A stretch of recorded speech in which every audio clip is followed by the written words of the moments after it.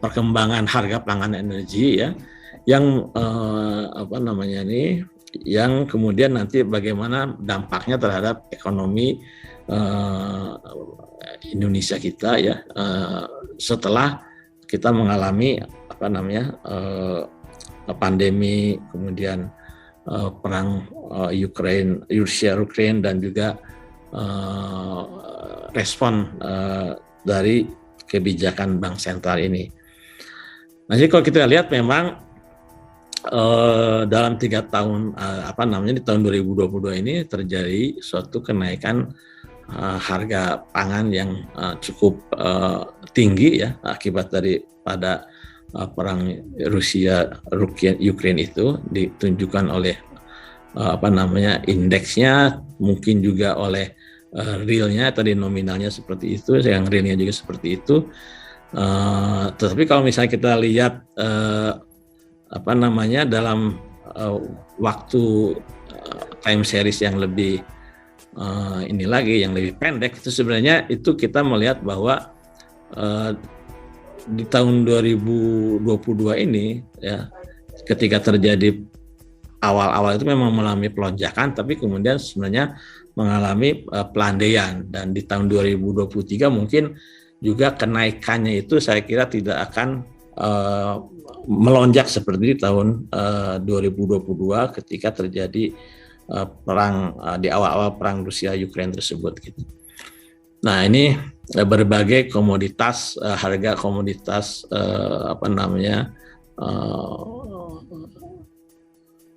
pertanian pangan kita ya, ya seperti dilihat di sini juga memang setelah beberapa bulan setelah perang Rusia Ukraine itu mengalami suatu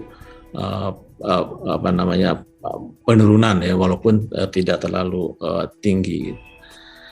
Nah, tapi juga bukan hanya masalah produk-produk pangan saja, tapi juga inputnya juga mengalami kenaikan seperti yang tadi yang saya tunjukkan ini, karena memang Rusia dan Ukraine ini merupakan penghasil fertilizer yang cukup dominan gitu ya. Jadi baik input maupun outputnya itu mengalami pelonjakan, dan itu kemudian yang akan berpengaruh terhadap ekonomi secara keseluruhan.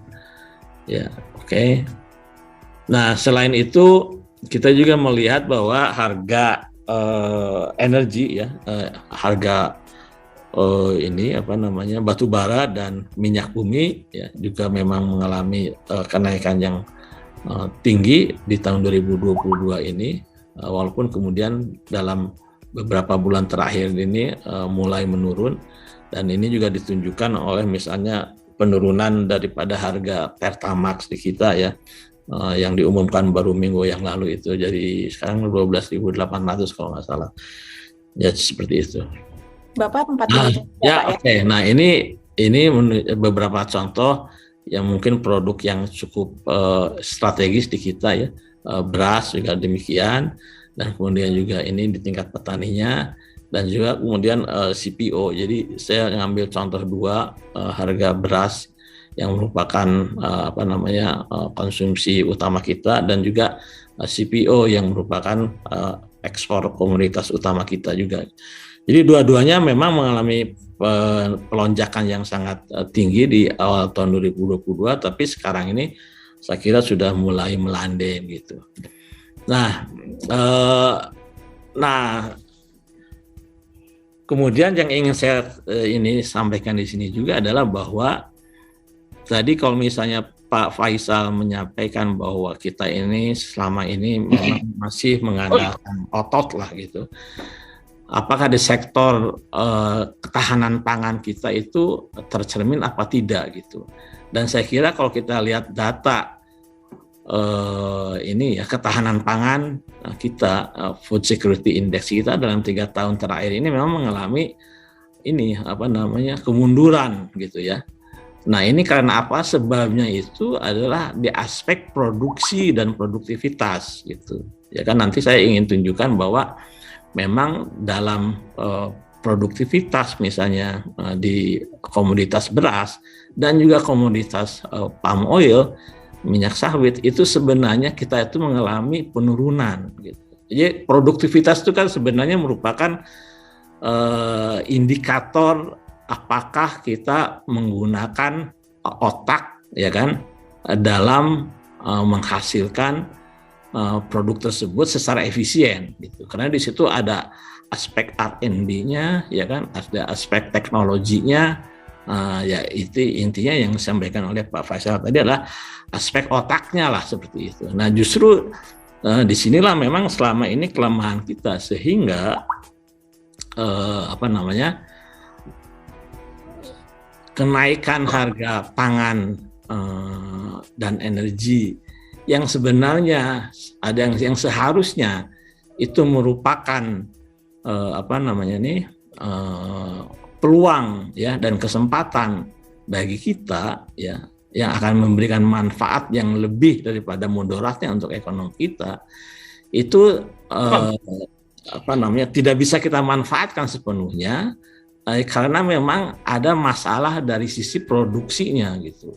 Dan dari sisi produksinya itu terutama adalah aspek produktivitasnya yang rendah, yang tidak efisien gitu. Jadi saya kira memang kalau tadi disampaikan oleh Pak Didin dan Pak Didik bahwa ini fondasinya itu aspek political ekonominya itu keropos gitu ya, dan kemudian itu dilanjutkan oleh Pak Faisal karena memang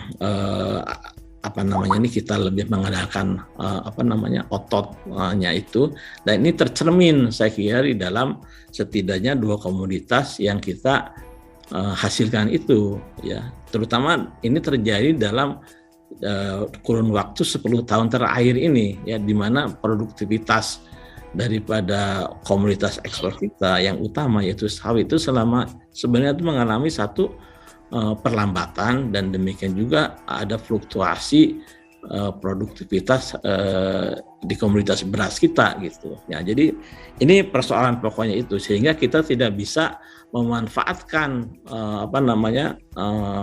secara optimal ya kan peluang dan kesempatan kenaikan harga komoditas internasional tersebut gitu. Nah, jadi saya ingin menutup ya presentasi ini dengan mengatakan bahwa dampak bagi sektor pangan dan energi akibat dari kenaikan harga pangan dan energi di pasar internasional itu saya kira memang ada aspek positif dan aspek negatifnya gitu kan. Dan kemudian yang kedua ya aspek positifnya itu adalah ekspor kita meningkat ya kan. Tapi peningkatan itu bukan akibat daripada peningkatan istilah technical efisiensi atau produktivitas, tapi lebih karena memang harganya yang meningkat. Tapi juga di sisi lain kita akan mengalami inflasi secara umum ya. Jadi akan ada distributional economic cost and benefit ya, yang tidak merata antar sektor dan antar daerah akibat daripada kedua dampak tersebut gitu. Dan tapi untuk itu kita memerlukan satu kajian yang lebih mendetail ya dan menyeluruh untuk melihat secara empiris dampak tersebut ya. Kita tidak bisa melakukan satu kesimpulan yang terlalu awal dari sini. Tapi yang lebih penting lagi itu adalah bagaimana kita melakukan suatu policy response ya yang tepat ya untuk bisa memanfaatkan peluang dan kesempatan ini ya, antara lain itu tadi bagaimana kita bisa meningkatkan produktivitas ya kan, kemudian di sisi lain juga bagaimana kita memperbaiki infrastruktur baik yang soft maupun yang hard, dan juga bagaimana kita memberikan suatu perlindungan kepada kelompok yang rentan akibat dari kenaikan inflasi tersebut gitu. Nah, jadi catatan awal tahun saya itu adalah seperti ini. Yang pertama bahwa menurut saya kira ekonomi dunia itu akan mengalami resesi moderat di tahun 2003, tapi mungkin Indonesia itu hanya akan mengalami turbulensi ya. Kemudian akan ada kenaikan harga pangan dan energi di tahun 2023, tapi tidak akan mengalami pelonjakan seperti yang terjadi di tahun 2022 ya. Dan kemudian dampaknya terhadap sektor pangan dan energi di Indonesia secara umum itu akan meningkatkan inflasi pada level yang moderat ya, tapi juga di sisi lain akan mendapatkan dampak positif bagi ekspor kita ya. Nah, oleh karena itu perlu kita memiliki suatu kebijakan yang tepat untuk memitigasi dampak negatif dan mengoptimalkan manfaat daripada kenaikan harga pangan ini ya, dengan cara meningkatkan produksi atau produktivitas di dalam negeri ya, memberikan perlindungan bagi masyarakat rentan dan perbaikan pasokan. Dan yang terakhir yang perlu dihindari itu adalah kebijakan yang akan mendistorsi pasar ya, misalnya melalui pengaturan harga, kemudian restriksi ekspor dan impor ya, dan seterusnya. Ini yang saya kira biasanya menyebabkan kita tidak dapat memanfaatkan peluang kesempatan yang ada tersebut.